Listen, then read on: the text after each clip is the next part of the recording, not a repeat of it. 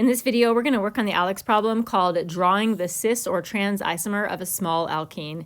This is going to give us the structure of an alkene, including the cis or trans stereochemistry, and all we have to do is draw it in line structure.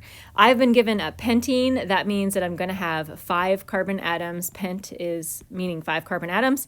And my 5 carbon atoms, they have a double bond that starts at carbon number 2. So I'm going to say, I'm just going to number from left to right like this, 1, 2, 3, 4, 5.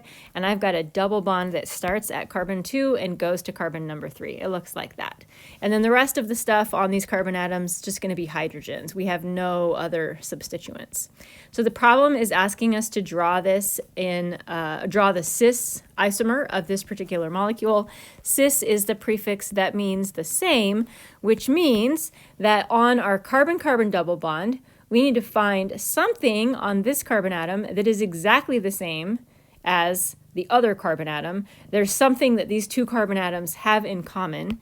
In this case, and in most cases, the thing that they have in common is going to be a hydrogen atom.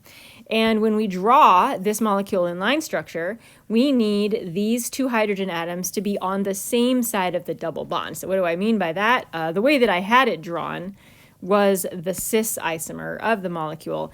This would be an example of the trans isomer. So this is an example where the hydrogen atoms are on different sides of the double bond. This is a hydrogen atom on top. This is a hydrogen atom on bottom of the double bond.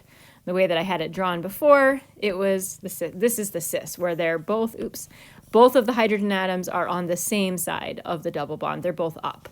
We could also have drawn them both sticking down. That would also be a cis isomer.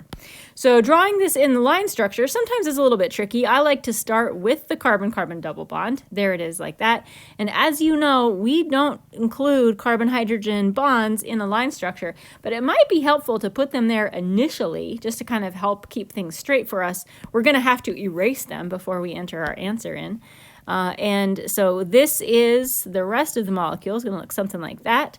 This is all 5 of our carbons, 1, 2, 3, 4, 5. Of course, we don't want the numbers there for ALEKS, but I'm just putting them there so you can see everything is where it needs to be. And then again, don't forget, you cannot have those carbon-hydrogen bonds on this line structure or ALEKS is going to mark it incorrect.